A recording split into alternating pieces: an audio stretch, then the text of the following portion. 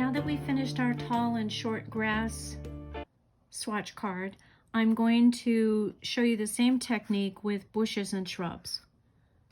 Just as a reminder, we are going to be using the same set from Art Impressions, but we're going to be using these two shrubbery stamps using the same technique as the tall and short grasses. In order to speed this up just a little bit for you, I went ahead and created my swatching card the same way I did for my grasses. I've gone ahead and labeled it, and I started out by stamping the first line of these particular stamps because it is the exact same process as we used with the grasses. But just for review, I will model this for you.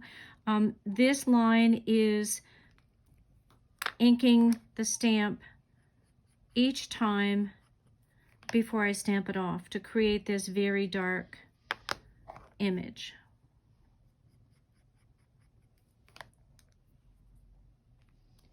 The other side of the card will be inking the stamp once and then stamping it across the card multiple times so that it fades out.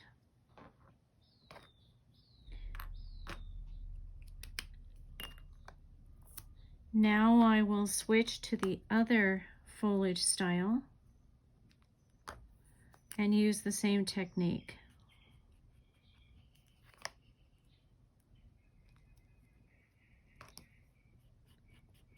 Remember, these are practice panels that end up being great swatch tools to add to your collection. So never worry about making them perfect. You can always practice again and stamp them another time.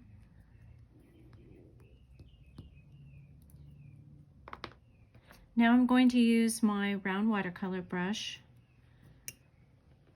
get it wet, and then take a little bit of the water out to make it damp. In the grasses, I made strokes. For the bushes, what I really want to do is think about how little clumps of leaves are what I see if I look at a bush from a distance and squint down. I don't see individual leaves. Instead, I see these little clumps. So for me, the best technique is to put the brush more on its side and tap so that I have clumps. And I like this edge to be kind of lacy and broken because in a natural bush that I'm looking at, that's what it looks like to me.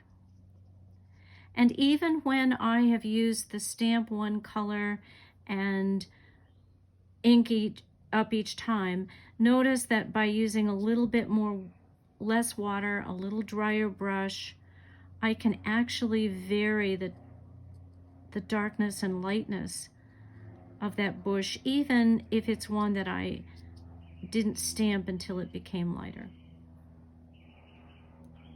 There are times when I use both techniques, so I think it's important to know that one isn't right and one isn't wrong. They're just different. Now I'm going over here and doing this side. This bottle green is a fairly intense pigment or color, and so as I move toward the lighter side of this, I often want to clean my brush and make it just a little bit drier so that I can get that pigment to appear lighter.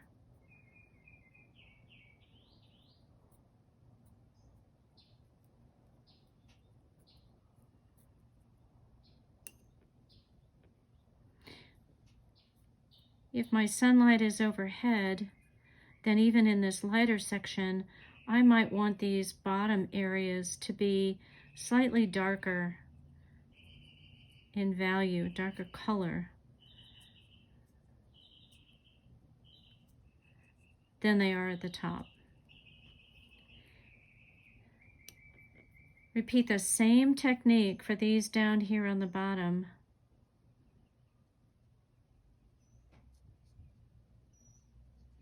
And again, the amount of water that you use is individual preference. You might decide you want to see more of those little details, so you put a little less water in that area.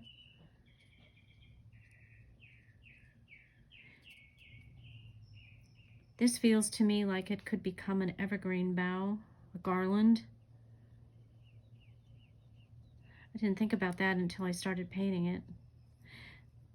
I left a few areas of white. I left a few areas where the stamped image really comes through, and then many other areas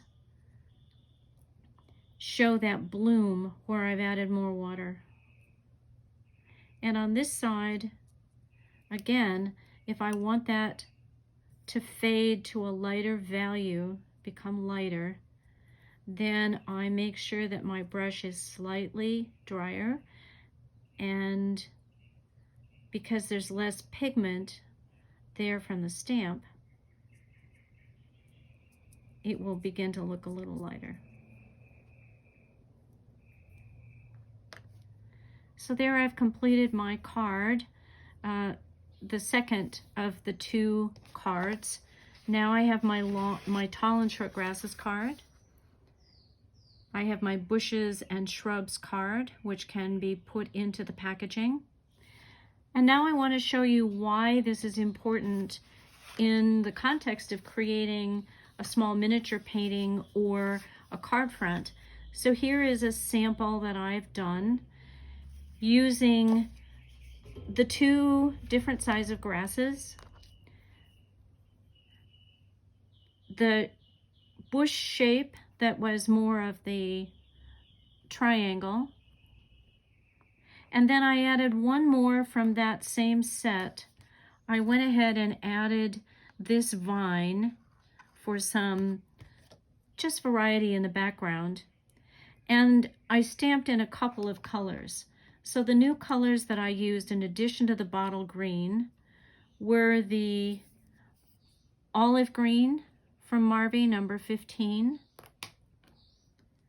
Those vines were inked in number 86, African Violet.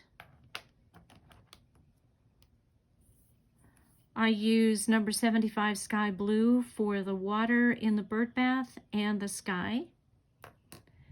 And my go-to favorite for stamping a subject is this sepia marker from Marvy La Plume. Notice that I used a variety of tall and short grasses. I used this stamp in dark and lighter multiple stampings after one inking in order to create that depth of foliage and feeling of things being closer, things being more in the distance.